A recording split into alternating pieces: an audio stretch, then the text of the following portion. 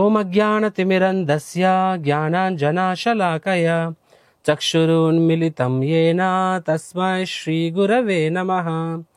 శ్రీచైతన్యమనోభీష్టం స్థాపితం యేన భూతలే స్వయం రూపా కదా మహ్యం దదాతి స్వపదాంతికం. నమో ఓం విష్ణుపాదాయ కృష్ణపృష్ఠాయ భూతలే శ్రీమతే భక్తివేదాంత స్వామిన్ ఇతి నామినే. నమస్తే సారస్వతీ దేవే గౌరవాణి ప్రచారిణే నిర్విశేష శూన్యవాది పాశ్చాత్యదేశతారిణే. వాంఛాకల్పతరుభ్యశ్చ కృపా సింధుభ్య ఏవ చ పతితానాం పావనేభ్యో వైష్ణవేభ్యో నమో నమః. జయ శ్రీకృష్ణ చైతన్య ప్రభు నిత్యానంద శ్రీ అద్వైత గదాధర శ్రీవాసాది గౌరభక్తవృంద. హరే కృష్ణ కృష్ణ కృష్ణ హరే హరే హరే రామ రామ రామ హరే హరే. మూకం కరోతి వాచాలం పంగుం లంఘాయతే గిరిం యత్కృపాతమహం వందే శ్రీగురు దీనతారిణం. హరే కృష్ణ భక్తులందరికీ శ్రీమద్ భాగవతం స్టడీ సర్కిల్ స్వాగతం. మనం ఈరోజు భాగవతంలో 3వ స్కందం 28వ అధ్యాయం చర్చించుకుంటున్నాము. అత్యద్భుతమైన అధ్యాయం అనేది. ఇంకా చెప్పాలి అంటే కపిలదేవుడు దేవహూతి మధ్య సంవాదంలో యాక్చువల్గా సిరీస్ మొత్తమే సుమారు 15 అధ్యాయాలు ఉంటాయి. ఆ అన్నిట్లో కన్నా కూడా ఈ 28 మరియు 29వ అధ్యాయము 2 అధ్యాయాలు అత్యద్భుతంగా ఉంటాయి.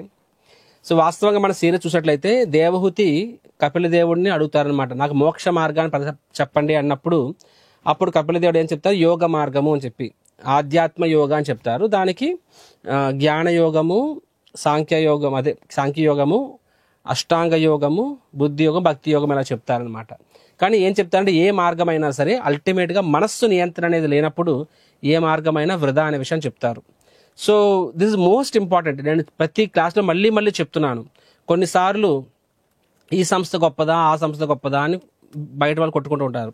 కొన్నిసార్లు ఈ గురువు గొప్పవాడా ఆ గురువు గొప్పవాడా, లేకపోతే ఈ సంప్రదాయం గొప్పదా అంటే ఇస్కాన్ సంప్రదాయం గొప్పదా, శ్రీ సంప్రదాయం గొప్పదా, పుష్టి మార్గం గొప్పదా. సో ఇలాగా వివిధ సంప్రదాయాల మధ్య కూడా కొన్నిసార్లు మాది ఎక్కువ మాతో కొంచెం చెప్పుకుంటారు. కొన్నిసార్లు ఒకే సంప్రదాయంలో రకరకాల సంస్థలు ఉంటాయి, వాటి మధ్య భేదాలు ఉంటాయి. కొన్నిసార్లు ఒకే సంస్థలో కూడా ఈ గురువు గొప్ప ఆ గురువు గొప్ప అని చెప్పి. కానీ ఇక్కడ మనం చూసినట్లయితే కపిలదేవుడు ఏం చెప్తున్నారు, ఏ సంప్రదాయం అయినా సరే, ఏ సంస్థ అయినా సరే, ఏ గురువు అయినా సరే, మోస్ట్ ఇంపార్టెంట్ ఇస్ దట్ నీ మనస్సు అనేది ఎంత నువ్వు నియంత్రణ ఉంచుకోగలుగుతున్నావు అన్నది మోస్ట్ ఇంపార్టెంట్ చెప్పారనమాట. ఆ మనస్సు నియంత్రణ అనేది ఎలా ఉంటుందంటే సాధకుడి యొక్క సిన్సియారిటీ మీద ఆధారపడి ఉంటుంది. కాబట్టి చాలాసార్లు ఈ స్కూల్ బెటరా ఆ స్కూల్ బెటరా, ఈ కాలేజ్ బెటరా ఆ కాలేజ్ బెటరా, ముందు నువ్వెలాంటి వాడు తెలుసుకోవాలి, రైట్? కాబట్టి ఇది మోస్ట్ ఇంపార్టెంట్.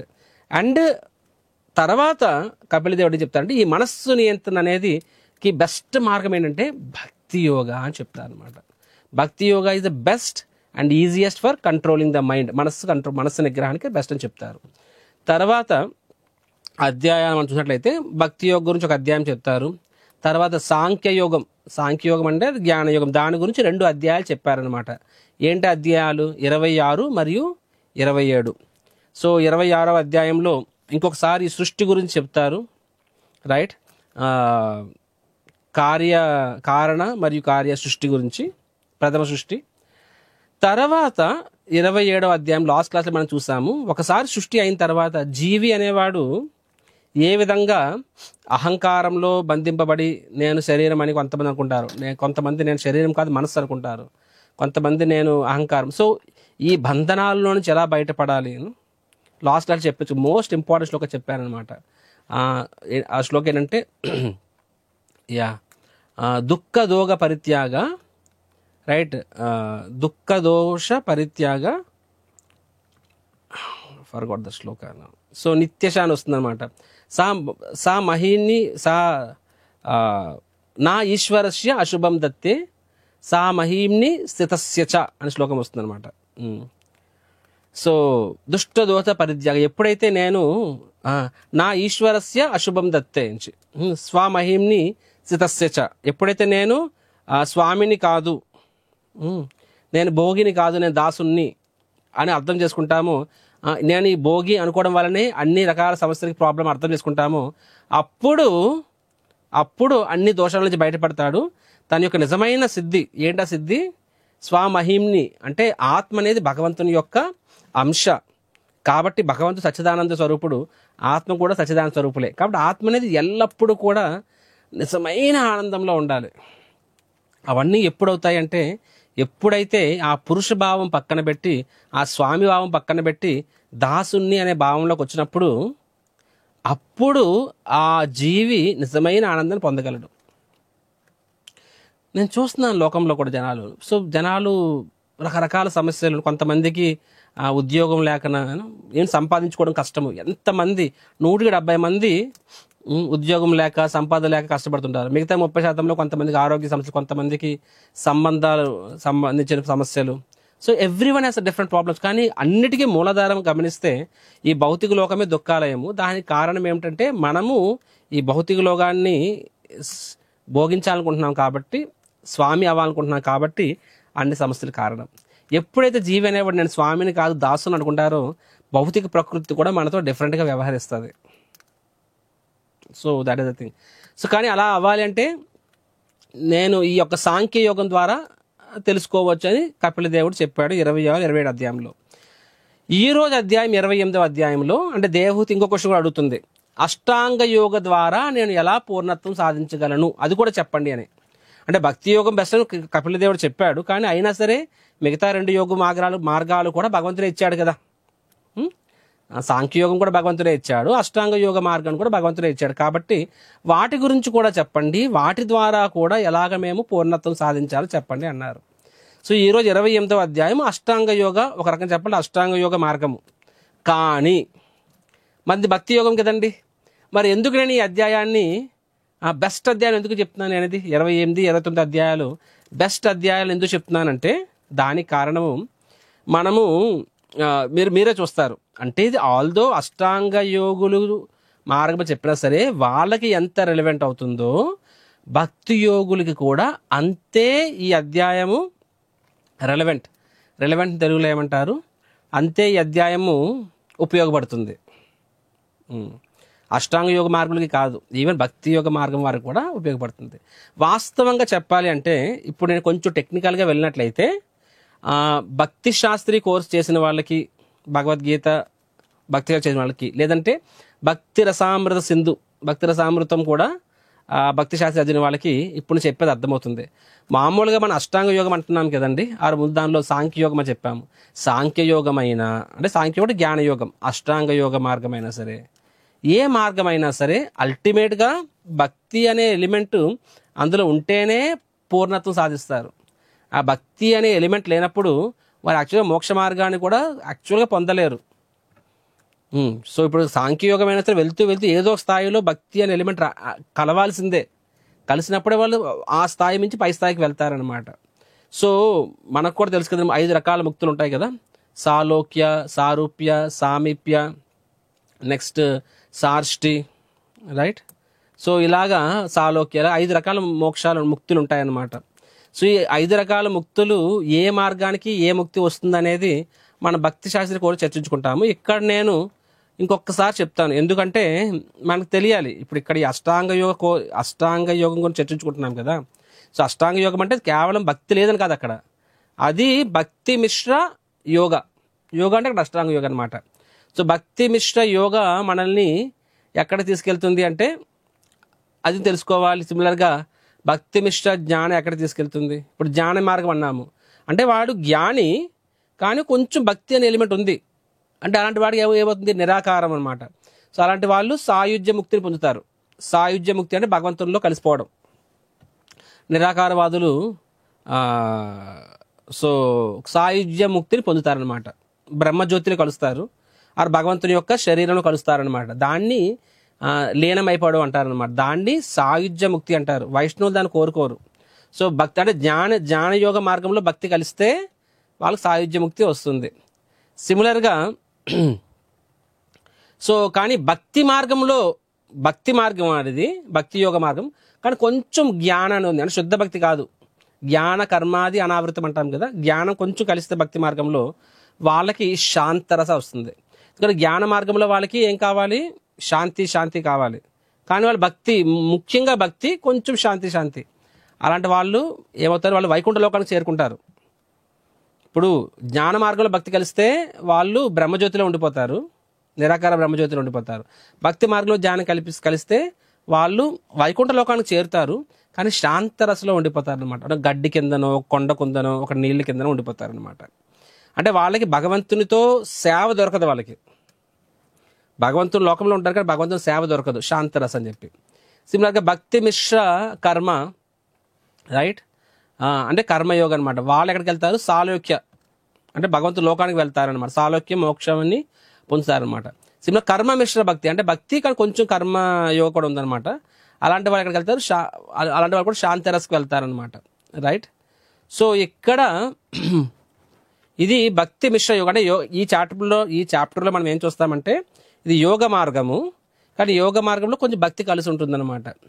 సో అలాంటి వాళ్ళు ఎక్కడికి వెళ్తారనేది మనం ఈ చాప్టర్ మనం చూస్తాము. సో అది మనము ఈ అధ్యాయం చాలా ఇంపార్టెంట్ అధ్యాయం కాబట్టి దీన్ని 2 భాగాలుగా చర్చిస్తాను నేను. సో ఒక భాగం ఈరోజు చర్చించుకుంటాము, రెండో భాగము రేపు చర్చించుకుంటాం అనమాట. సో ఫస్ట్ 12 శ్లోకాలు చాలా ఫాస్ట్గా చెప్పేస్తాను, ఎందుకంటే ఇది మనం 100 సార్లు చర్చించుకున్నాం ఇంచుమించుగా. సో ఇక్కడ మళ్ళీ ఇంకొకసారి కపిల దేవుడు ఏం చెప్తారంటే అష్ట అంగ అని చెప్పుకుంటాం కదా. సో అష్టాంగ అంటే 8 అంగాలు అనమాట ఈ మార్గంలో, ఆ యోగ మార్గంలో. ఏంటది? యమ, నియమ, ఆసన, ప్రాణాయామ, ప్రత్యాహార, ధారణ, ధ్యాన, సమాధి. ఇలాగా 8 అంగాలు ఉంటాయన్నమాట. 8 స్టేజెస్ ఆర్ 8 స్టెప్స్ అనమాట. కాబట్టి దీన్ని మనం అష్టాంగ యోగం అని చెప్పుకుంటాము, రైట్. సో ఇందులో ఫస్ట్ 2 ఏంటంటే యమ మరియు నియమ. అంటే యమ నియమ అంటే చెయ్యాల్సినవి, చెయ్యకూడనివి అని చెప్పి. చూడండి, మనకు అనిపిస్తుంది, అరే ప్రభుజీ భక్తి యోగంలో మీరు ఎన్ని రూల్స్ చెప్తారు, 4 నియమాలు అంటారు, 4 రెగ్యులేటివ్ ప్రిన్సిపల్స్ అంటారు. అంటే చేయకూడనివి ఏంటది? మాంసాహారము, మద్యము, జోదము, వ్యభిచారము అని చెప్పి ఇవి 4 చేయకూడనివి. సిమిలర్గా చేయాల్సినవి ఏంటి?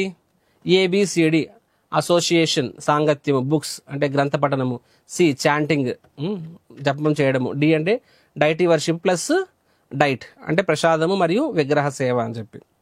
సో రూపగోస్వామి ఇంకా చెప్పాలంటే 64 అంగాలు ఇచ్చారనమాట. 64 అంగాలు అంటే చేయాల్సినవి అని చెప్పి. సో ఇలా చూసుకుంటే మన భక్తి యోగ మార్గంలో కూడా కొన్ని చేయాల్సినవి ఉంటాయి, కొన్ని చేయకూడదు ఉంటాయి. ఎప్పుడు చేయాలి అవి, ఎప్పుడు చేయకూడదు అంటే నువ్వు భక్తి మార్గంలో బాగా ముందుకు వెళ్ళాలి అనుకుంటే కొన్ని నియమాలు పాటించాలి. సో ప్రతి యోగ మార్గంలో కూడా డూస్ అండ్ డోంట్స్. డూస్ అంటే చేయాల్సినవి, డోంట్స్ అంటే చేయకూడనివి ప్రతి యోగ మార్గంలో కూడా ఉంటాయండి. భక్తి యోగంలో ఉంటుంది, అష్టాంగ యోగంలో కూడా ఉంటాయి. అష్టాంగ యోగంలో వాటిని ఏమంటారు? యమ, నియమ అంటారు అనమాట. సో ఫస్ట్ టైం నేను ఇస్కాన్కి వచ్చినప్పుడు అప్పుడే విన్నాను అనమాట వీటి గురించి. సో యమ నియమ అంటే నాకు అర్థం కాలేదు. యమ అంటే యమరాజు ఏమో, సో యమ అంటే యమరాజు, నియమ అంటే ఏదో బూత్ తిరుతున్నారేంటా అనుకున్నాను. అలాగా అంటే ఆ మాత్రం కూడా తెలియని పామరుడు నేను. సో యమ నియమ అంటే తెలియదు, నాకే కాదు చాలామందికి తెలియదు. చాలామంది మేము యోగా చేస్తుంటాం, యోగ మార్గము, అష్టాంగ యోగం అంటారు, కానీ వాళ్ళు ఏం చేస్తారంటే కేవలము ఆసనాలు మరియు ప్రాణాయామం చేస్తారనమాట. కానీ వాటికన్నా ముందు చేయాల్సినవి ఏంటంటే యమ నియమ అనమాట. అక్కడే జనాలకి తీరిపోతుంది అక్కడ. సో సిమిలర్గా మనకి ఎలాగ మన భక్తి యోగంలో కూడా కొన్ని చేయాల్సి ఉంటాయి, చేయకూడదు ఉంటాయి. ఇదే కదా ఏ మార్గమైనా సరే. ఇప్పుడు ఒకడు సింగర్ అవ్వాలి, ఒకడు క్రికెటర్ అవ్వాలి, ఒకడు అథ్లెట్ అవ్వాలి, ఒకడు ఫిల్మ్ స్టార్ అవ్వాలి.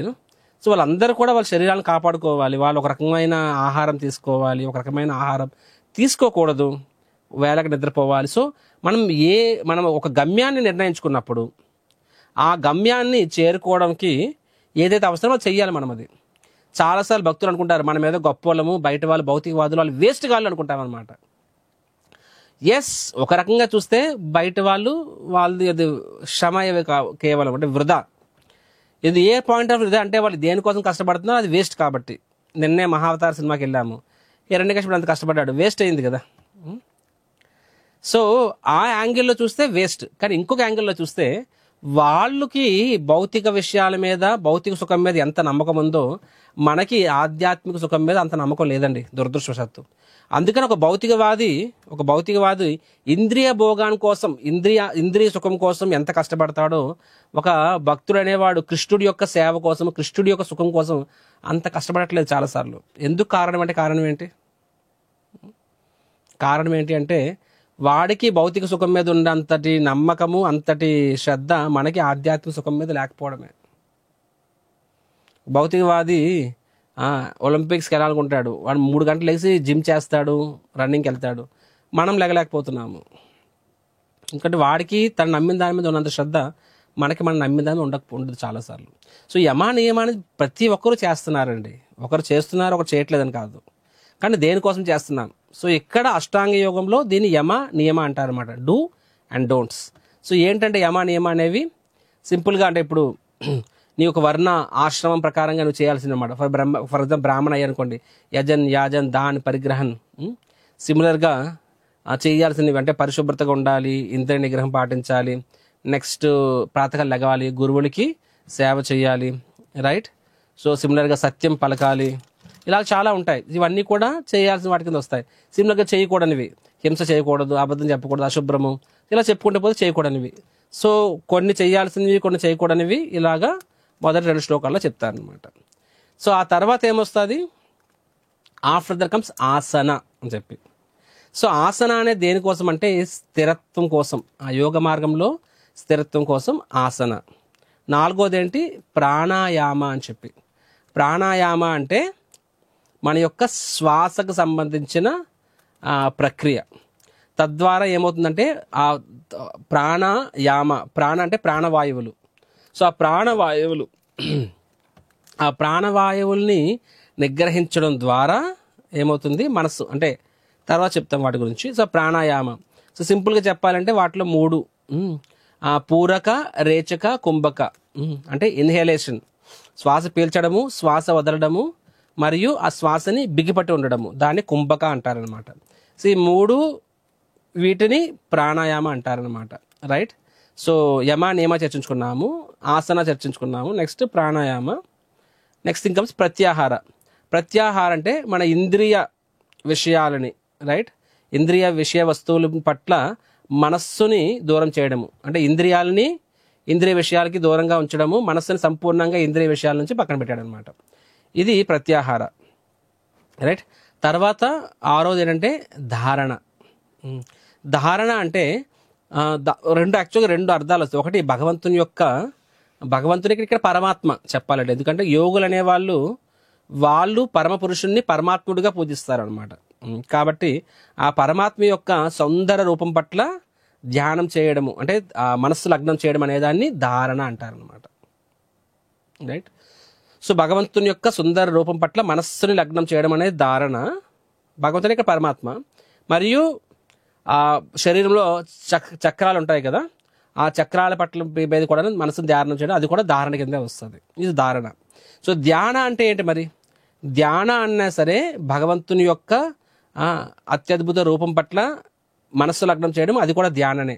మరి ధారణకి ధ్యానకి తేడా ఏంటి అంటే, ధారణ అంటే ధ్యాన అనేది ధారణ స్థాయి కన్నా ఒక ఎత్తు ఎక్కువ అనమాట.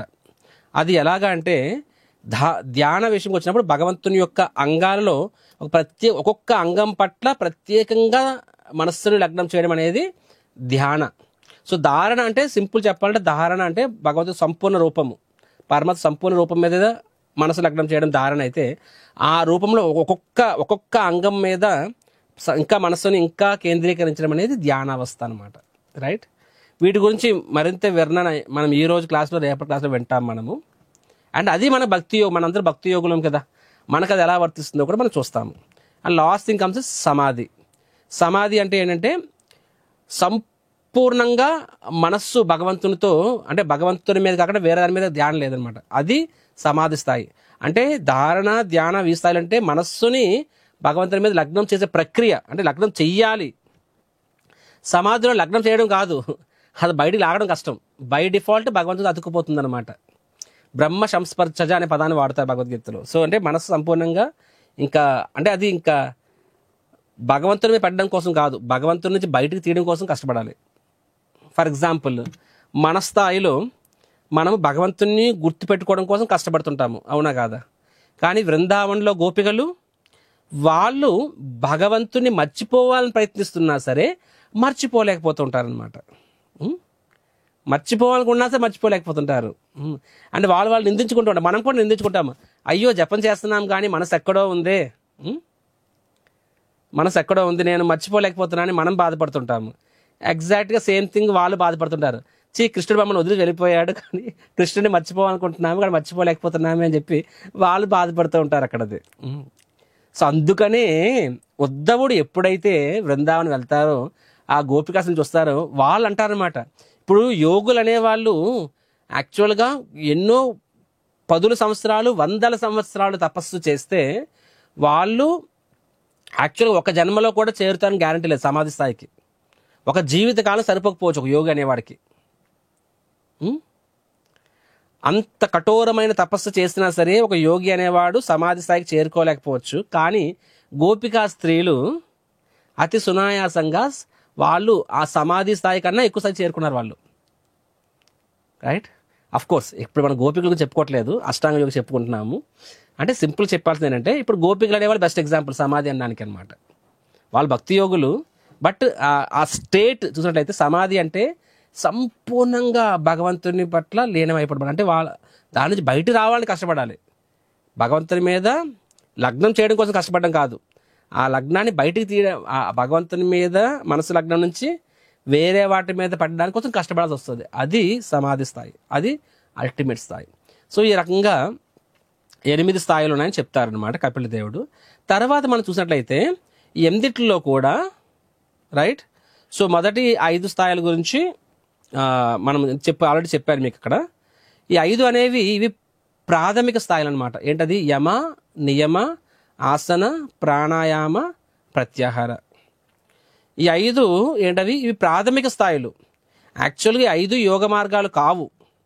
అష్టాంగ అన్నా సరే అష్టాంగలో ఈ 5 అంగాలు అనేవి ఇవి ప్రాథమిక స్థాయి. అంటే ఇవి యాక్చువల్గా మీకు ఏంటంటే ఆ ధారణ, ధ్యాన, సమాధి అనేవి నిజమైన రిజల్ట్ ఇస్తాయి అన్నమాట.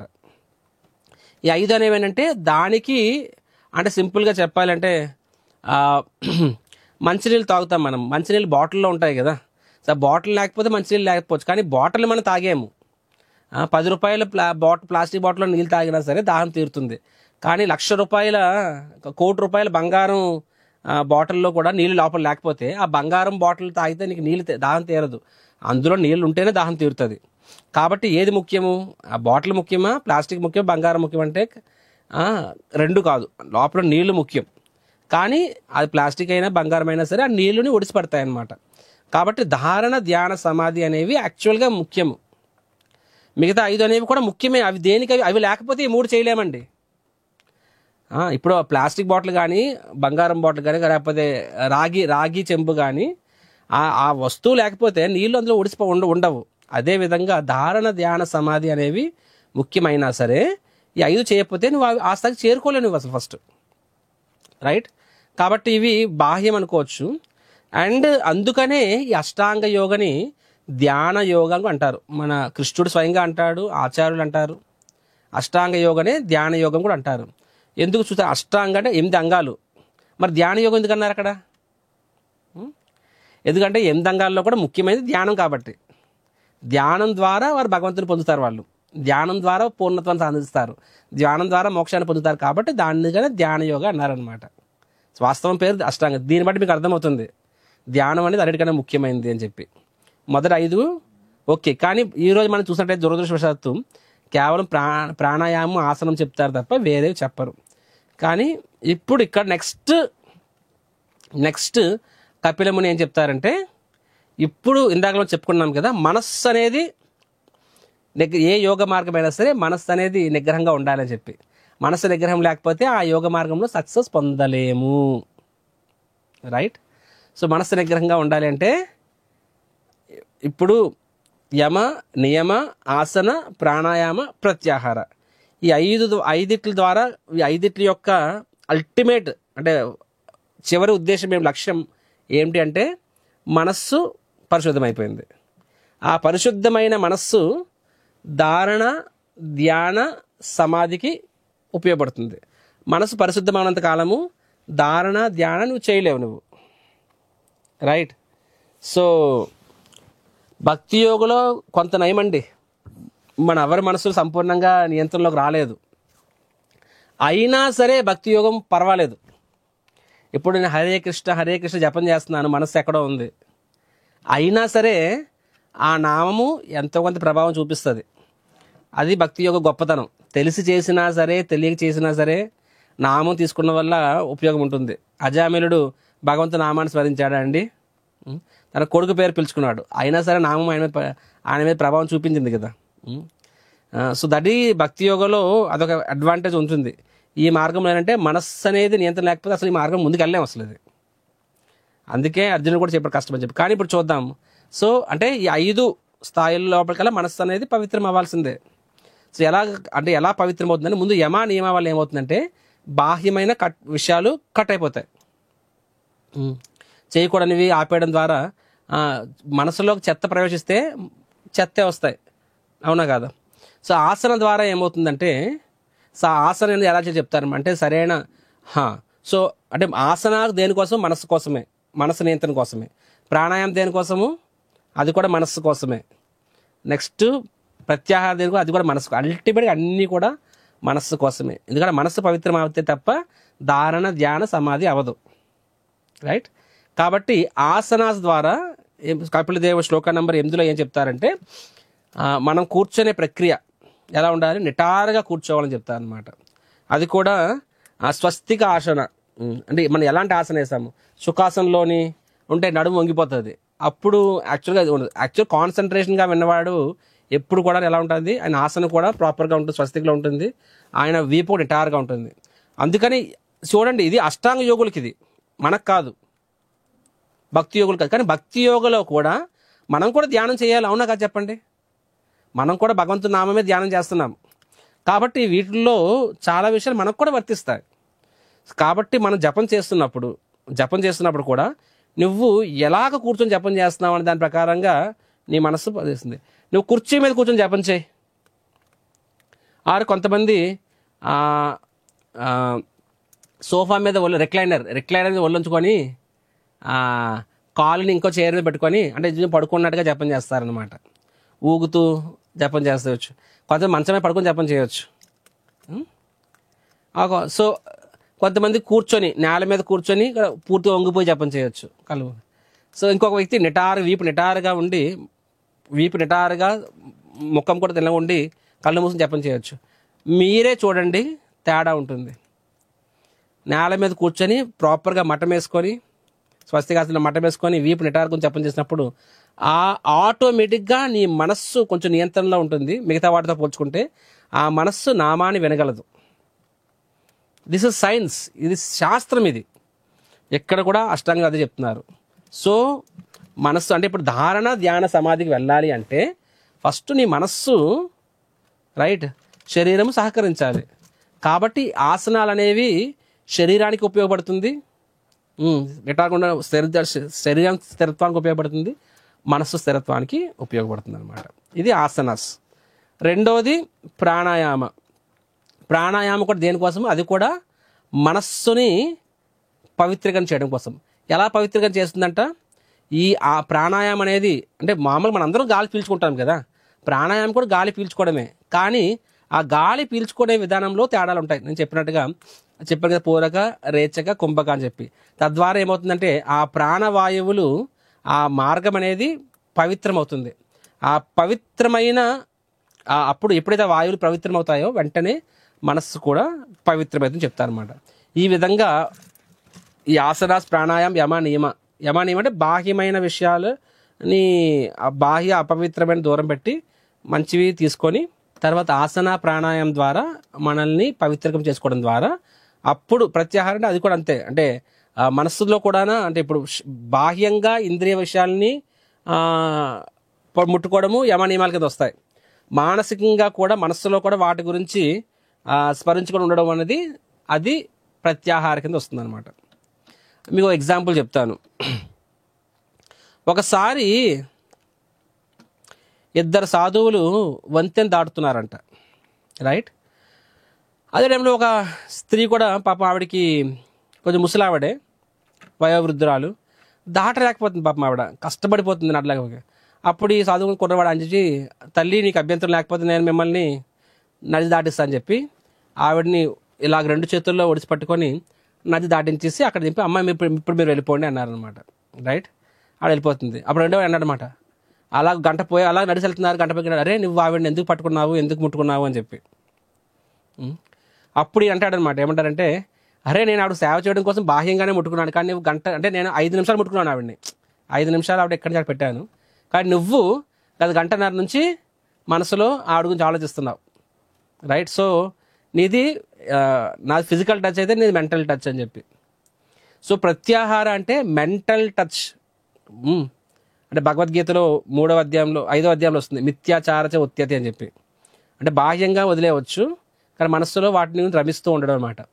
సో మానసికంగా కూడా వాటిని సంపూర్ణంగా దూరం పెట్టడం అనేది ప్రత్యాహారం. తద్వారా మనస్సు పవిత్రం అవుతుంది అనమాట. రైట్, ఎసెన్షియల్గా ఏం చెప్తారంటే ప్రాణాయామం ద్వారా ఏమవుతుంది, నీ యొక్క దోషాలన్నీ పోతాయి. ప్రత్యాహార ద్వారా ఏమవుతుంది, నీ యొక్క భౌతిక కోరికలు కూడా వాటిని దూరం పెట్టడము. తర్వాత ధారణ ద్వారా సమస్త పాపాలు నశిసిపోతే, ధ్యాన ద్వారా సంపూర్ణ త్రిగుణాలకు అతీతం అయిపోతారు. సో ఈ విధంగా ఇవన్నీ ఒక్కొక్కటి వాళ్ళ మనసు పవిత్రం అవ్వడం ద్వారా మనం భగవంతుని మీద లగ్నం చేయొచ్చు అనమాట.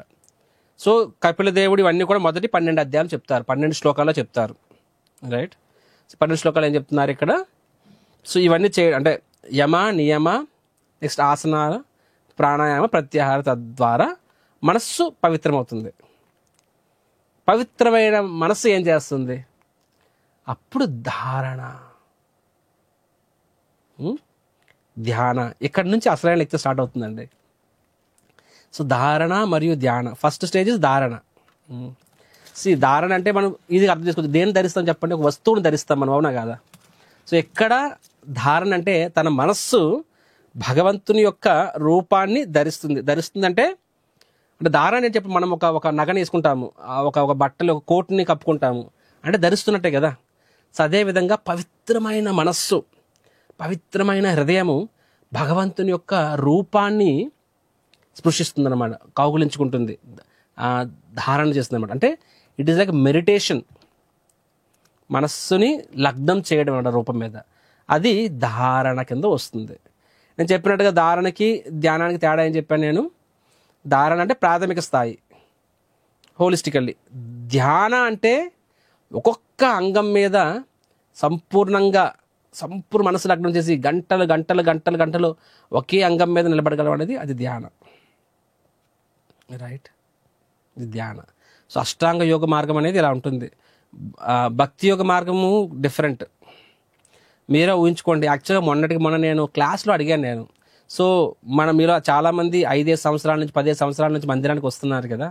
రాధా శ్యామ్ సుందర్ యొక్క విగ్రహాలు అంటే ఫొటోస్ అందరిలో ఉన్నాయి కదా. ఎంతమంది ఇప్పుడు మీరు కళ్ళు మూసుకోండి, ఎంతమంది మీ కళ్ళ ముందు రాధా శ్యామ్ సుందర్ ఎగ్జాక్ట్ రూపము, శ్యామ్ సుందర్ రూపం మీ కళ్ళ ముందు కదలగలదు అని చెప్పి సగం మంది చేతులు ఎత్తలేకపోయారు అనమాట. అంటే ఆ రూపాన్ని మనం ఇంకా పూర్తిగా, అంటే ఆ రూపం ఇంకా మన కళ్ళ కదలట్లేదు. అదే కళ్ళు మూసుకొని మీ మదరు, మీ ఫాదరు, లేకపోతే నీ సొంత మొహం ఈజీగా కళ్ళ ముందు మనకు ఆ రూపం వస్తుంది. కానీ భగవంతుడు శ్రీ విగ్రహ ఆయన రూపం తలుచుకోమంటే మనలో చాలామంది స్ట్రగుల్ అయ్యారనమాట. బికాజ్ మనకి ఇంకా ఆ స్థాయి చేరుకోలేదు. మనం అది రోజు చూసే రూపాన్నే, భగవంతుని దర్శనంకి వెళ్ళినా సరే మ్యాక్సిమం నిమిషంన్నర కన్నా ఎక్కువ భగవంతుని రూపాన్ని మనము చూడలేకపోతుంటాము. ఇది కూడా ఒక రకంగా చెప్పాలంటే దిస్ అన్ఫార్చునేట్. మన యొక్క మనస్సు రజోతమ గుణాలు ఉన్నప్పుడు ఏ విషయం మీద పూర్తిగా లగ్నం చేయలేము. అందుకని భక్తి యోగ యొక్క అడ్వాంటేజ్ అదేనండి. భక్తి యోగ మార్గం ఏంటంటే మనము ఎస్పెషల్గా సాధనా భక్తిలో మన మనస్సు కన్నా ఇంద్రియాల ద్వారా మన సిన్సియారిటీని చూపించుకుంటాము. సో ఫర్ ఎగ్జాంపుల్ నేనే ఉన్నాను, భగవంతుని ముందుకెళ్ళి ఆయన యొక్క దర్శనం చేసుకోండి అంటే నేను ఒక 5 నిమిషాల కన్నా ఎక్కువ చేసుకోలేకపోవచ్చు. కానీ అదే భగవంతుని కోసము 5 నిమిషాలు కాదు కదా, 5 గంటలు కాదు, 10 గంటలు, 15 గంటలు రోజు నేను కష్టపడగలను ఆయన కోసం నేను. సో అదే వ్యక్తి కోసం నేను పడిన కష్టం, ఆ సేవ గురించే నిరంతరం ఆలోచిస్తున్నాను. ఫర్ ఎగ్జాంపుల్ నేను ఈరోజు తెల్లవారు నుంచి నేను లెగ్సిన దగ్గర నుంచి ఎప్పుడో చూస్తే నాకు తెలిసి నేను కంటిన్యూస్గా భగవంతుని సేవ గురించి ఆలోచించాను తప్ప వేరే దాని గురించి ఆలోచించలేదు నేను. అంటే నా మనస్సు పూర్తిగా 100% ఆయన సేవకు సంబంధించిన విషయాల మీదనే నడిచింది. కాబట్టి ఆ రకంగా చూసుకుంటే నేను ఆయన మీదే మనసు లగ్నం చేసినట్టు. ఇది భక్తి యోగంలో ఉన్న అడ్వాంటేజ్. అందుకనే కృష్ణుడు అర్జునుడికి భక్తి యోగం చెప్తాడనమాట. కానీ అష్టాంగ యోగ అంటే ఇప్పుడు అష్టాంగ యోగ చెప్తున్నాము, అష్టాంగ యోగంలో అంటే ఆ ఆప్షన్ లేదు. ఆయన మీదనే, ఆ రూపం మీదనే మనసు లగ్నం చేయాలి అక్కడ. అది కాబట్టి అది చాలా క్లిష్టమైన పరిస్థితి. కానీ మనం అలా కూడా మనం చేయాలి. ఎందుకంటే నేను రోజంతా పని చేస్తాను కుదరదు. అప్పుడు నీకు గొడ్డుకి తేడా ఏముంది? అది ఎలాగ చేస్తాము. కానీ ప్యారల్గా భగవంతునితో వ్యక్తిగత సంబంధం ఏర్పరచుకోవాలి. ఆయన రూపం పట్ల, ఆయన లీల పట్ల, ఆయన నామం పట్ల కూడా మనకి ఆసక్తి ఏర్పడాలి కదా. అలా ఏర్పడాలంటే మనం కూడా ఆ రూపం మీద ధ్యానం చేయాలి. సో దానికోసమే యోగులు కూడా అదే చేస్తారు. యోగులకు అది ఒక్కటే మార్గము. సో మనం కూడా భక్తి అంటే యోగులు అంటే ఇక్కడ అష్టాంగ యోగులు, మనం భక్తి యోగులు, మనం కూడా భగవంతుని వ్యక్తి అనుకున్నప్పుడు సో న్యాచురల్గా ఆ వ్యక్తి అన్నాక ఆ రూపం మీద మనకు కూడా ఆకర్షణ ఏర్పడాలి. అష్టాంగ యోగ మార్గం అది ఒక్కటే మార్గము. సో కాబట్టి వాళ్ళ సిస్టమ్ని అది మనం అర్థం చేసుకున్నప్పుడు భక్తి యోగులు కూడా చాలా చాలా చాలా మనకి ఇది ఉపయోగపడుతుంది. ఓకే, సో ఇప్పుడు నేను శ్లోక నంబర్ 13 నుంచి 18 వరకు ఈ 6 శ్లోకాలు నేను చెప్తాను. ఈ 6 శ్లోకాలు ధారణావస్థ అంటే భగవంతుడికి సంపూర్ణ రూపం గురించి వర్ణన. అండ్ నెక్స్ట్ క్లాస్లో నేను ధ్యానావస్థ అంటే భగవంతుడు ఒక్కొక్క అంగం గురించి విస్తారంగా. యాక్చువల్గా ధ్యానావస్థ అనేది that is very very wonderful, but ధారణావస్థ కూడా బాగానే ఉంటుంది. సో నేను ఇప్పుడు మీకు ధారణావస్థ గురించి చెప్తాను. ఓకే, శ్లోక నంబర్ 13 మీ దగ్గర టెక్స్ట్ బుక్ ఉంటే చూసుకోండి. ప్రసన్నవదనాం భోజం పద్మగర్భారుణేక్షణం నీలోత్పల దళశ్యామం శంఖచక్రాగదాధరం. ఇది ఫస్ట్ శ్లోక. ఇక్కడ ఏం చెప్పారంటే ప్రసన్న వదన అంబుజం. సో అంటే భగవంతుని యొక్క ముఖం ఎలా ఉంటుందంట. సో ఇక్కడ మీకు అక్కడ పిక్చర్లో కూడా మీరు చూడొచ్చు. భగవంతుడు అంటే అంబుజ అంటే పద్మం అనమాట, లోటస్ ఫేస్, రైట్. అంటే ఆయన భగవంతుని యొక్క ముఖము పద్మం వలె, వదన అంబుజం అందంగా ఉంటుంది, మరియు ప్రసన్న అంటే వెరీ ప్లీజింగ్గా కూడా ఉంటుందని చెప్పారనమాట ఇక్కడ. సో నెక్స్ట్ ఏం చెప్పారు, పద్మ గర్భారుణేక్షణం. సో దిస్ ఇస్ ఆల్సోను ఈ క్షణం అంటే ఏంటి, కళ్ళు. సో పద్మ అంటే మళ్ళీ తామర పువ్వు అనమాట. చూడండి భగవంతుని యొక్క రూపం వర్ణనలో చాలాసార్లు పద్మ పద్మ అనే పేర్లు చాలా వస్తుంది. అంబుజ, పద్మ, పంకజ ఇలాంటి పేర్లు చాలాసార్లు వస్తాయన్నమాట. సో ఈ శ్లోకంలోనే మనకి ఈ 6 శ్లోకాల్లోనే ఒక 10 సార్లు వస్తుంది. ఇక్కడ సెకండ్ లైన్ అండి, పద్మ గర్భ అరుణేక్షణం. పద్మ గర్భ అంటే ఏంటంటే పద్మంలో మధ్యలో ఉన్నది పుప్పొడి అంటారు కదండి, పుప్పొడి దాని సెంటర్ పార్ట్, రైట్, అది ఎరుపు రంగులో ఉంటుంది. సో పద్మ గర్భ అరుణేక్షణం. అరుణ అంటే ఎరుపు రంగు. అంటే భగవంతుని యొక్క కళ్ళు ఎలా ఉంటాయంట, భగవంతుని యొక్క కళ్ళు ఆ పద్మంలో మధ్యలో ఉన్న ఆ యొక్క ఎరుపు రంగు సెంటర్ అలాగ ఉంటుందని చెప్పారనమాట. నెక్స్ట్ ఏం చెప్పారు, నీలోత్పల దళ శ్యామం. నీల ఉత్పల దళ శ్యామం. మళ్ళీ చూడండి, ఉత్పల అన్నా సరే పద్మమే. సో ఫస్ట్ లైన్లో అంబుజం, సెకండ్ లైన్లో పద్మ, థర్డ్ లైన్లో ఉత్పల. సో ఎక్కడంటే ఉత్పల దళ శ్యామం అంటే భగవంతుని యొక్క శ్యామం అంటే ఆయన యొక్క శరీర రూపం ఎలా ఉంటుందంట, నీలి రంగులో ఉంటుందంట, రైట్. సో ఆ నీళ్ళు ఎలాంటి నీళ్ళంట, మనం మామూలుగా నీలమేఘ శ్యామ అని వింటాము ఇన్ జనరల్గా. అంటే భగవంతుని యొక్క రూపము బ్లాక్ కాదు, కృష్ణుడు నలుపు రంగు కాదు, నీలమేఘ శ్యాముడు. అంటే వర్షాకాలములో పెద్ద వర్షం అంటే తుఫాను వర్షం వస్తున్నప్పుడు మేఘాలు ఎలా ఉంటాయి, దట్టంగా నీలము నలుపు కలిపి ఉన్న రంగు ఉంటుంది చూసారా. అంటే మాన్సూన్ క్లౌడ్, మామూలు క్లౌడ్ కాదు, ఎండాకాలంలో వచ్చే మేఘాలు కాదు, వర్షాకాలంలో వర్షం పడే ముందు వచ్చే మేఘం ఉంటుంది చూసారా, ఆ రంగులో కృష్ణుడు ఉంటాడు. దాన్ని నీల మేఘ శ్యామ అంటారనమాట. శ్యామ అంటే బ్లాక్ కలర్ అని చెప్పి ఎక్కడ ఏమని చెప్తున్నారంటే నీలోత్పల దళ శ్యామం. ఉత్పల దళ అంటే ఆ యొక్క భగవంతుని యొక్క ఆ బ్లూ లోటస్ అంట, బ్లూ లోటస్. తామర పూల్లో కూడా నీలి రంగు తామర పూలు ఉంటాయి. ఆ నీలి రంగు తామర పూల యొక్క పెటల్స్ ఏమంటారు, రేఖలు అంటారు, రేఖలు అంటారు కదా, బంతి రేఖలు, పెటల్స్ అంటారు, పెటల్ గార్లే అంటారు, అంటే పువ్వు యొక్క రేఖలు అనమాట. సో బ్లూ లోటస్, నీలం రంగు తామర పువ్వు యొక్క రేఖలు యొక్క రంగులో భగవంతుని యొక్క రూపం ఉంది అని చెప్పారనమాట. సో నెక్స్ట్ టైం మీరు ఎప్పుడైనా సరే కొన్నిసార్లు మళ్ళినప్పుడు టిపికల్గా తామరపు తెలుపు రంగులో ఉంటుంది, కొన్నిసార్లు సమ్ టైమ్స్ పింక్ కలర్లో, పింక్ అంటే పింక్ తెలియదు ఏమంటారు తెలీదు, పింక్ రంగులో ఉంటుంది. కొన్నిసార్లు బ్లూ లోటస్ ఉంటుంది అనమాట. నెక్స్ట్ టైం మీరు బ్లూ లోటస్ చూసినప్పుడు మీకు కృష్ణుడు గుర్తుకు రావాలి. శంఖ చక్ర గదాధరం. సో భగవంతుడు ఎలా ఉన్నారంట, శంఖ చక్ర గద పట్టుకొని ఉన్నారన్నమాట. ధరం అంటే ధరించి ఉన్నాడు అని చెప్పారనమాట. నెక్స్ట్ శ్లోకం. లసత్ పంకజ కింజల్కా పీత కౌశేయ వాషసం శ్రీవత్స వక్షసం బ్రజాత్ కౌస్తుభా ముక్త కందరం. సో లసత్ పంకజ కింజల్క చెప్పి, సో ఎక్కడ కూడా చూడండి, ఇక్కడ కూడా మళ్ళీ తామర పువ్వునే వర్ణించారు. పంకజ అంటే తామర పువ్వే మళ్ళీని. పంక అంటే బురద, పంకజ అంటే బురదలో నుంచి పుట్టుకొచ్చింది తామర పువ్వు.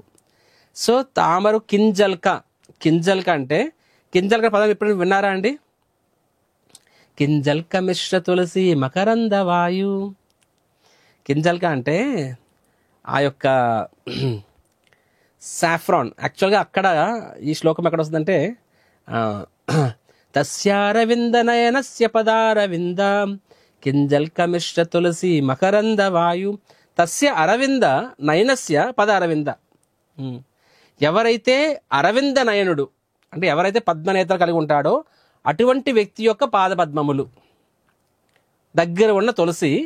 కానీ ఆ తులసి దేంతో, ఆ తులసి దగ్గర కింజల్క మిశ్ర, ఆ తులసి దగ్గర సాఫ్రాన్ అంటే కుంకుమ పువ్వు యొక్క ఆ యొక్క దాన్ని ఏమంటారు, కుంకుమ పువ్వు అంటారు కదా, కుంకుమ పువ్వు యొక్క చిన్న చిన్న ఉంటాయి కదా, అది తులసి కలవడం, తులసి అది కలిసినప్పుడు ఆ వాసన వలన చతుష్కుమారుల మనసు మారింది చెప్తారనమాట. ఇక్కడ కింజల్క ఏంటంటే, ఇక్కడ మనం ఏంటంటే లసత్ పంకజ కింజల్క అంటే తామర పువ్వులోని మధ్యలో వరలు ఉంటుంది, ఆ దానికి పుప్పుడు అంటారు దాన్ని, ఆ దానికి కొంచెం చిన్న చిన్న ఉఫ్ఫ నూత ఎగిరే ఉంటాయి కదండి, సో అది దాన్ని కింజల్క అంటారు. సో లసత్ పంకజ కింజల్క అని చెప్పి తర్వాత ఏం చెప్పారు, పీత కౌశేయ వాషసం అని చెప్పి. సో పీత అంటే పసుపు రంగు, కౌశేయ వాషసం అని చెప్పి అంటే భగవంతుని యొక్క పీత కౌశేయ, భగవంతుని యొక్క ఆయన యొక్క నడుముకు కట్టుకున్న ఆ వస్త్రం ఎలా ఉందంట, పసుపు రంగు వస్త్రం అంట నడుము కట్టుకున్నది. అండ్ దానికి ఎలా ఉంది, ఆ యొక్క వస్త్రానికి ఉన్న ఇవి తామర పువ్వు ఉన్న పుప్పుడి అనేది ఆ పీతపు రంగు, ఆ పసుపు రంగు వస్త్రానికి అలా వేలాడుతూ ఉన్నాయని చెప్పారనమాట. సో అంటే ఎంత డీటెయిల్గా చెప్పారు చూడండి. మనకు కూడా చూడండి, ఆడవాళ్ళు జాకెట్ వేసుకుంటారు ఒక రంగు, దానిలో చిన్న చిన్న ఎంబ్రాయిడరీ ఉంటుంది. ఆ ఎంబ్రాయిడరీ కొన్నిసారి కింద చిన్న చిన్న క్లాత్ అంటే దారంలాగా కిందకి వేలాడి ఉంటుంది. సో ఇక్కడ భగవంతుని యొక్క వస్త్రం ఎలా ఉంటుంది, మన శ్యామ్ సుందరం ఊహించుకోండి, శ్యామ్ సుందరం అడుగు కట్టిన వస్త్రం ఎలా ఉంటుంది, సింపుల్ క్లాత్ ఉండదండి. భగవంతుడు చాలా మంది అంటారు, అరే వస్త్రం ₹1,00,000 డొనేషన్, ఎందుకు ₹1,00,000, ₹5,000 అయిపోతుంది కదా. క్లాత్ ₹5,000 ఉంటుందేమో, కానీ దానికి ఆ ఎంబ్రాయిడరీ వర్క్ ఎంత మైన్యూట్ డీటెయిల్ చేస్తారంటే దానివల్ల ఖర్చు ఎక్కువ అవుతుంది అనమాట. సో వాస్తవంగా భగవంతుడు వస్త్రం అలా ఉంటుంది అనమాట. ఆ వస్త్రానికి కింద స్మాల్ థ్రెడ్స్ లాగా వేలాడుతుంది. అంటే అది ఎలాంటి థ్రెడ్స్ అంటే ఆ పద్మపు, అదే చెప్తున్నాను కదా, పంకజ కింజల్క. నెక్స్ట్ ఏంటి, శ్రీవత్స వక్ష సంబ్రజాత్. సో శ్రీవత్స అంటే శ్రీవత్స చిహ్నము ఎక్కడుంటుంది అంటే వక్షసం, భగవంతుని యొక్క వక్షం దగ్గర ఉంటుందన్నమాట, రైట్. అండ్ బ్రజాత్ అక్కడ అది ఉంటుంది అని చెప్పి నెక్స్ట్ చెప్పాము. కౌస్తుభాముక్త కందరం.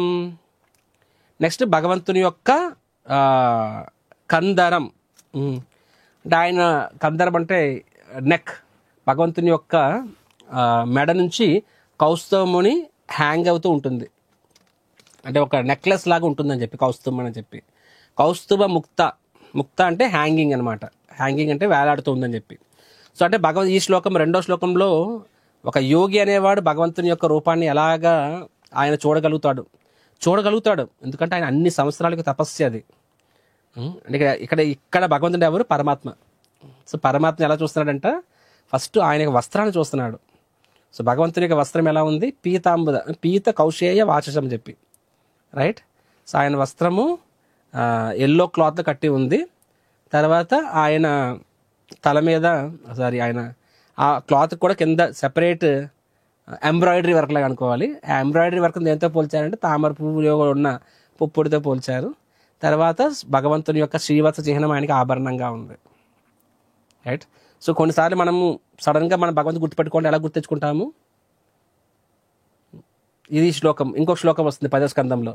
బర్హాపీడం నటవరమపుం కర్ణయో కర్ణికారం బిభ్రత్వసతి కనక కపిశం వైజయంతిం చ మాలం రంధ్రాన్ వేణుర్ అదరసుదయార్ గోపయార్ పూరవింద వృందారణ్యం సపాద రమణం ప్రావిశం కీర్తి హేతు.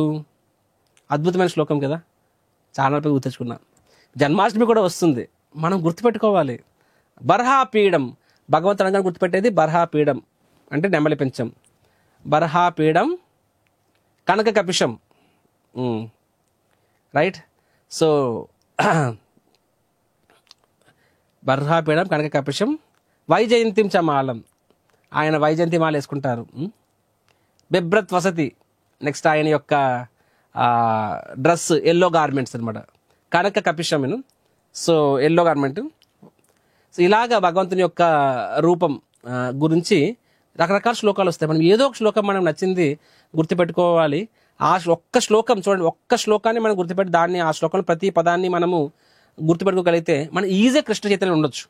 ఫర్ ఎగ్జాంపుల్, మనం ఎప్పుడు ఆలోచించామా, if you have to meditate on the lord, భగవంతుని ధ్యానించాలంటే దేని మీద ధ్యానిస్తాము? దేని మీద ధ్యానిస్తాం మనం? కానీ ఒక్క శ్లోకాన్ని మనం గుర్తుపెట్టుకున్నా సరే ఆ శ్లోకంలో ఒక్కొక్క పదాన్ని, లైక్ లాస్ట్ సండే క్లాస్లో నేను భగవంతుని యొక్క 6 క్యారెక్టరిస్టిక్స్ ఆఫ్ లార్డ్స్ బ్యూటీ శ్లోకం ట్యాక్స్ చెప్పాను అనమాట. లావణ్యసారం అసమౌర్ధ్యం అనన్య రూప సిద్ధం. సో అలాగా 6 వస్తాయన్నమాట. సో ఒక్కొక్క భగవంతుని యొక్క సంబంధించిన ఆయన సౌందర్యానికి సంబంధించిన ఆ శ్లోకాలు చాలా ఉంటాయి. ఆ శ్లోకంలో ఒక్కొక్క పదం ఒక్కొక్క అద్భుతం అనమాట. నేను నిన్నే యూట్యూబ్లో అప్లోడ్ చేశాను, అది మీరు వినొచ్చు అది. So it is a beautiful shloka about lord's form. Beautiful అంటే బ్యూటిఫుల్ శ్లోక అనమాట. లావణ్యసారం అసమౌర్ధం అనన్య సిద్ధం చూచుకున్నాం మనం అలాగే. సో సిమిలర్లీ ఇక్కడ ఏం చెప్తున్నారు? కౌస్తుభ ముక్త కందారం అంటే భగవంతుని తలుచుకోగానే మనకి ఏం గుర్తుకు రావాలి? కౌస్తుభం అని వేలాడుతూ ఉంటుంది, శ్రీవత్స చిహ్నం ఉంటుంది, ఆయన వేసుకున్న వస్త్రం పీత వస్త్రం ఉంటుంది. ఆ పీత వస్త్రానికి కూడా డెకరేషన్ తామర పువ్వు యొక్క చిన్న చిన్న కుంకుమ పువ్వులా ఉంటాయి కదండి, అలాంటి చిన్న చిన్న ఫ్లవర్, చిన్న చిన్న స్ట్రిప్స్, ఆ స్ట్రిప్స్ వాటికి వేలాడుతూ ఉంటాయి చెప్తారు అనమాట. శ్లోక నెంబర్ 14. మత్తాద్విరేప కలయా పరీతం వానమాలయా పరారాధ్య హరావల్యా కిరీటాంగద నూపురం. సో మత్త ద్విరేప కలయ పరీతం వనమాలయ అని చెప్పారన్నమాట. అంటే ఇక్కడ మత్త అంటే ఏంటంటే రైట్, అంటే మత్తెక్కిపోయిందనమాట.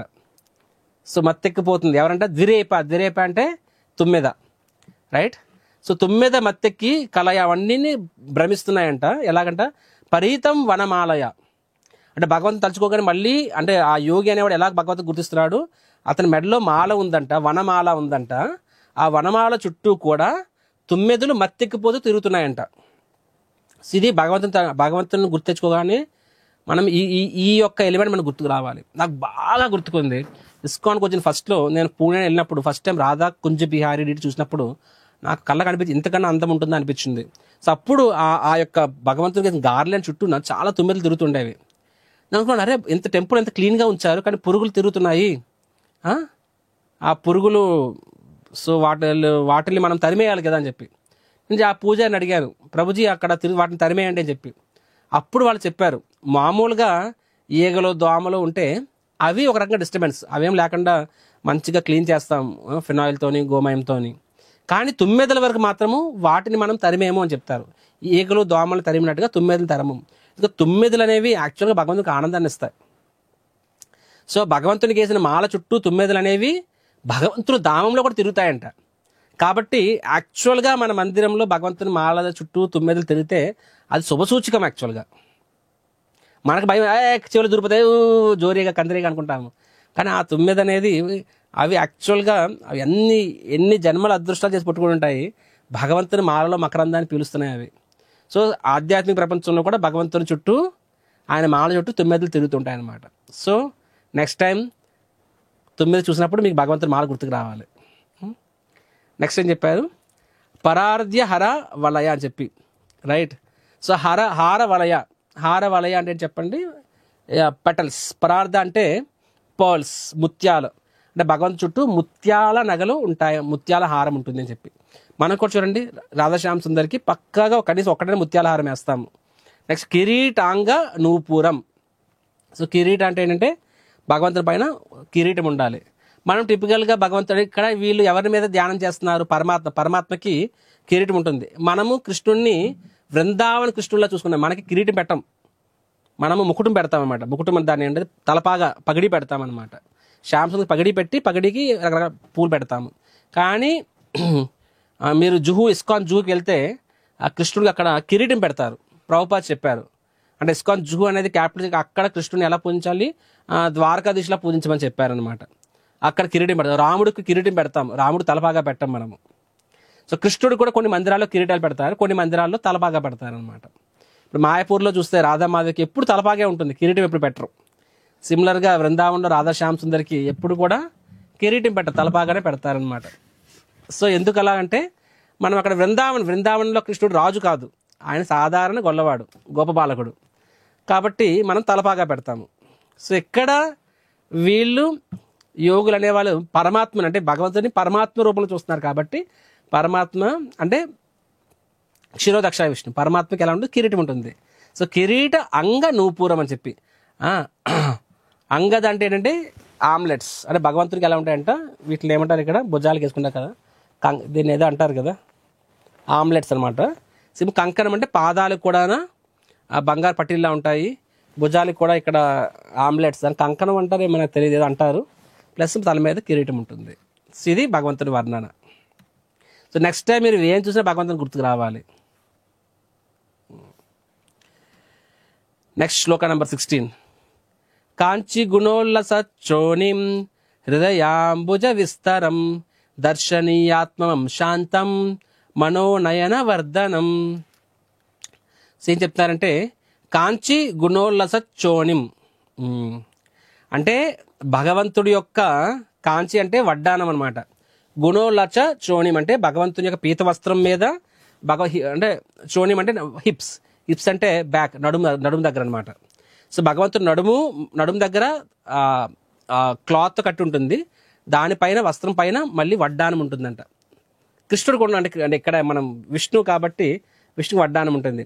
హృదయ అంబుజ విస్తారం అని చెప్పి, అంటే ఆ భగవంతుడు ఎక్కడ ఉంటారంట? మన హృదయం అనే అంబుజ అంటే, మళ్ళీ చూసారా, అంబుజ అంటే పద్మము, మన హృదయం అనే పద్మములో ఆయన నిల్చొని ఉంటారంట. అంటే చూసారా, యాక్చువల్గా ఇప్పుడు వస్తున్నాం ఈ పాయింట్కి.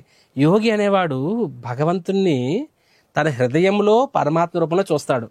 అందుకని ఇదనమాట హృదయ అంబుజ విస్తారం. తన హృదయంలో హృదయం అనే పద్మం మీద భగవంతుడు నిల్చొని ఉంటాడంట. ఆ రూపాన్ని వాళ్ళు యోగులు ఆ రూపాన్ని ఇష్టపడతారు. నెక్స్ట్ దర్శనీయాత్మం శాంతం అంటే దర్శనీయ ఆత్మం శాంతం అంటే భగవంతుడు ఇక్కడ ఏంటంటే మోస్ట్ చార్మింగ్, అంటే చూడాలని కూడా అంతకు మించిన ఇంక రూపం ఉండదన్నమాట. అదే చెప్పాను, లావణ్య సారం అందాలు చెప్పాను కదా. సో దర్శనం అంటే చూస్తే ఇలాంటి, తింటే ఆవకాయ తినాలి, వింటే భాగవతం వినాలి, చూస్తే భాగవతం రూపాన్ని చూడాలి. Very good. సో దర్శనీయ ఆత్మం శాంతం ప్లస్ ఆ రూపం మనకి ఎలా అనిపిస్తుంది, వెంటనే హృదయం అంతానా, అంటే ఎలాంటి కష్టాల్లోనూ దుఃఖాల్లో ఉన్నా సరే మనస్సు ప్రశాంతం అయిపోతుందంట భగవంతుని రూపాన్ని చూస్తే. కానీ చూడండి జనాలను వాళ్ళ పాకెట్లో ఎవరెవరో ఫోటో పెట్టుకుంటారు, కానీ వాస్తవంగా భగవంతుని రూపం మనం డివోటీస్ చూస్తే వాళ్ళ టేబుల్ మీద ఎక్కడున్నా సరే. శ్రీల ప్రభుపాద చూసినట్లయితే ఆయన ఇప్పుడు రాధా రాసబిహారీ ఫోటో పెట్టుకునేవారు. రాధా రాసబిహారీ ఆయన ఫేవరెట్ డీటీస్, ఆయన టేబుల్ ఉంటుందన్నమాట. ఆయన ఏ కష్టం వచ్చినా నష్టం వచ్చినా సరే రాధా రాసబిహారీని చూసుకునేవారు, గంట కొట్టేవారు అనమాట. సో భగవంతుని రూపాన్ని చూసినప్పుడు వెంటనే మనస్సంతా ప్రశాంతమైపోతుంది. కానీ అండ్ కళ్ళకి perfection of eyes is to see lord. దర్శనీయాత్మం అంటే కళ్ళకి సిద్ధము సార్థకత భగవంతుని రూపం అనమాట. మనోనయన వర్ధనం, కళ్ళకి మాత్రమే కాదండి, అదే మనో అంటే మనస్సుకి, నయన అంటే కళ్ళకి, వర్ధనం అంటే ఆనందాన్ని, మనస్సుకి ఆనందాన్ని పెంచుతుందంట, కళ్ళకి కూడా ఆనందాన్ని పెంచుతుందంటే భగవంతుని యొక్క రూపము. శ్లోక నంబర్ 17. ఆపిచ్య దర్శనం శాశ్వత్ సర్వలోకా నమస్కృతం శాంతాం వైశి కైశోరే భర్త్యానుగ్రహ కర్తరం. సో ఆపిచ్య దర్శనం శాశ్వత్ అంటే ఆయన ఎల్లప్పుడు కూడా అందంగా ఉంటారన్నమాట, ఎటర్నల్లీ. అంటే నెక్స్ట్ సర్వలోక నమస్కృతం, రైట్, అంటే అన్ని లోకాల వారికి ఆయన గౌరవనీయుడు అనమాట. 14 లోకాల బ్రహ్మదేవుడితో సహా ప్రతి ఒక్కరికి పూజించేవాడు. అందుకంటే అసమౌర్ధ్వం అంటారు, భగవంతుని యొక్క పేరు అసమౌర్ధ్వం. లావణ్యసారం అసమౌర్ధ్వం అనన్య సిద్ధం. అసమౌర్ధ్వం అంటే సమ అంటే సమానుడు, ఊర్ధ్వ అంటే ఎక్కువ, అసమౌర్ధ్వం అంటే తనకన్నా సమానుడు కానీ తనకన్నా ఎక్కువ ఎవరు లేరు. సో సర్వలోక నమస్కృతం, అందరికీ ఆయనే పూజనీయుడు. అపీచ్య దర్శనం శాశ్వత్, రైట్, అంటే ఎల్లప్పుడూ ఆయన సౌందర్యం ఎప్పటికీ తగ్గదు. నెక్స్ట్ శాంతం వయసు కైశోరే, ఆయన వయస్సు కూడా ఏంటంటే ఆయన వయసు కూడా ఎప్పుడు కైశోరే, ఎప్పుడు 15-16 సంవత్సరాలు ఉంటుందన్నమాట. శాశ్వతంగా భగవంతుని యొక్క రూపం 16 సంవత్సరాల వయస్సే. భర్త్యానుగ్రహ కార్తారం, అండ్ ఎప్పుడు కూడా ఆయన తన భక్తులకి అనుగ్రహం ఇవ్వడానికి ఎల్లప్పుడూ ఉత్సాహంగా ఉంటాడు. అండ్ చివరి శ్లోకం, కీర్తన్య తీర్థ యశం పుణ్యశ్లోకాయ శష్కరం ధ్యాయే దేవం సమగ్రాణం యావన్నాచావతే మనః. కీర్తన్య తీర్థ యశం అంటే మనం నిజంగా ఒకరిని కీర్తించాలి అంటే ఇంతకన్నా గొప్పవాడు లేడు. అంటే ఇక్కడ యోగి అనేవాడు కేవలం భగవంతుని రూపాన్ని మాత్రమే కాదండి, భగవంతుని యొక్క గొప్పతనాన్ని కూడా ధారణ చేస్తూ ఉంటాడు అనమాట. ఇక్కడ ఈయన రూపం కాదు, ఈయన గొప్పతనం. కీర్తన్య తీర్థ యశం అంటే నిజంగా ఆయన యశ అంటే ఆయన గొప్పతనాన్నే కీర్తించగలగాలి. అంతకుమించిన కీర్తించడానికి అంతకుమించి ఇంకొకటి లేదు. అన్నమాచార్యులు కూడా రాజు అడుగుతాడు, నా మీద పాడవయ్యా అని చెప్పి. నేను పాడితే స్వామివారి గురించి పాడతాను, అది పాడను అని చెప్పి. ఎంఎస్ సుబ్బలక్ష్మి గారు ఎంత గొప్ప ఆవిడ, ఆవిడ ఎంతోమంది సినిమాలు పాడడానికి ఛాన్స్ ఇచ్చారు, కానీ ఆవిడ చెప్పింది నేను పాడితే గీడితే భగవంతుని పాటలు పాడతాను తప్ప వేరే ఏం పాడను అని చెప్పి. ఎంతోమంది కవులు కళాకారులు ఉన్నారు, కానీ వాళ్ళు దాన్ని ఒక అమ్మాయి అందం కోసమే, ఒక అబ్బాయి యొక్క పవర్ కోసమే పాడుతూ ఉంటారు. కానీ వాస్తవంగా నిజంగా మనం స్తుతించాలి అంటే ఆయన్నే స్తుతించాలి. పుణ్యశ్లోక యశస్కరం, ఆయన ఏంటంట పుణ్యశ్లోక యశస్కరం, తన భక్తుల యొక్క గొప్పతనాన్ని కూడా ఆయన పెంచుతారని చెప్పి చెప్తున్నారు ఇక్కడ. ధ్యాయే దేవం సమగ్రాణం, నెక్స్ట్ ఏంటది, యావన్నా చావతే మనః. కాబట్టి ధ్యాయే దేవం సమగ్రాంగం, ఎల్లప్పుడూ కూడా ఆయన యొక్క ఇంద్రియాల మీదే మనం ఎల్లప్పుడూ స్మరించాలి. అప్పుడే మన మనసు సంపూర్ణంగా పరిశుద్ధం అవుతుందని చెప్పడం జరిగింది. మనస్సు సంపూర్ణంగా పరిశుద్ధం అవ్వాలంటే ఏం చేయాలి, భగవంతుని యొక్క రూపం మీద మనసు ఎప్పుడు ఏకాగ్రత లగ్నం చేయాలన్నమాట. మేము బాగా గుర్తుకుంది, మేము జాబ్ చేస్తున్న టైంలో మేము సెంటర్లో టెంపుల్లో ఉండేవాళ్ళం కాదు, కానీ రోజు దర్శనం చేసుకోవాలని బాధ ఉండేది. ఇప్పట్లో వాట్సాప్లు డైలీ దర్శనం ఫోటోస్ ఉండేవి కాదు. అప్పుడు ఈమెయిల్లో ఫోటో వచ్చేది. వచ్చినప్పుడు మాకు ఫోటోతో పాటు క్వశ్చనీర్ వచ్చేదనమాట. భగవంతుడు ఎగ్జాక్ట్గా ఏ కలరు, ఎన్ని చిలుకలు ఉన్నాయి, నెక్స్ట్ భగవంతుడి ముకుటం మీద ఎన్ని పువ్వులు ఉన్నాయి, ఆయన వస్త్రం మీద ఎన్ని డాట్స్ ఉన్నాయి. ఆ క్వశ్చన్లో 5 క్వశ్చన్లు ఆన్సర్ చేయాలంటే కనీసం అరగంట సేపు ఆ ఇమేజ్ని మ్యాగ్నిఫై చేయాలన్నమాట. అంటే ఆ ఫోటోని జూమ్ ఇన్ చేస్తే తప్ప ఎగ్జాక్ట్గా స్వామివారి ఫోటో మీద చిలకలు ఉన్నాయి, పిచ్చుకలు ఉన్నాయి, పువ్వులు ఉన్నాయి అంటే పూర్తిగా మనసు లగ్నం చేయాలి. ఈ విధంగా మేము అప్పట్లో ఆ రూపం మీద కంటిన్యూస్గా మెడిటేట్ చేసేవాళ్ళం మేము. సో ఏన ప్రకారేణ మన కృష్ణ నివేశయాతను, ఏదో ఒక విధంగా ఆయన రూపం మీద మనం మనసు లగ్నం చేయాలి. కాబట్టి ఈరోజు అన్నీ సులభంగా వచ్చేస్తున్నాయి. వాట్సాప్లో 100 కొద్ది ఫోటోలు ఉన్నాయన్నమాట, గూగుల్ 100 ఫోటోలు. సోర్సెస్ పెరిగిపోయాయి, కాన్సన్ట్రేషన్ తగ్గిపోయింది. మా టైంలో రిసోర్సెస్ తక్కువ కానీ కాన్సన్ట్రేషన్ ఎక్కువ. ఒక లెక్చర్ వినాలంటే క్యాసెట్ రావాలి, క్యాసెట్ కోసం మేము 10 రోజులు వెయిట్ చేయాలి, వెయిటింగ్ లిస్ట్. కానీ క్యాసెట్ విన్నామా ఆ లెక్చర్ మొత్తం జీవితాంతం గుర్తుకుండిపోతుంది. సో ఏదో ఒక విధంగా మనస్సు మనము ఆ రూపం మీద లగ్నం చేయాలి. ఇది ధారణ. ధ్యాన అంటే ఒక్కొక్క అంగం మీద, అది మనం వచ్చేవారం చర్చించుకుంటాము. హరే కృష్ణ కృష్ణ కృష్ణ హరే హరే, హరే రామ్ రామ రామ హరే హరే. గ్రంథరాజ్ శ్రీమద్ భాగవతం కి జై. శిల ప్రభుపాద్ కి జై.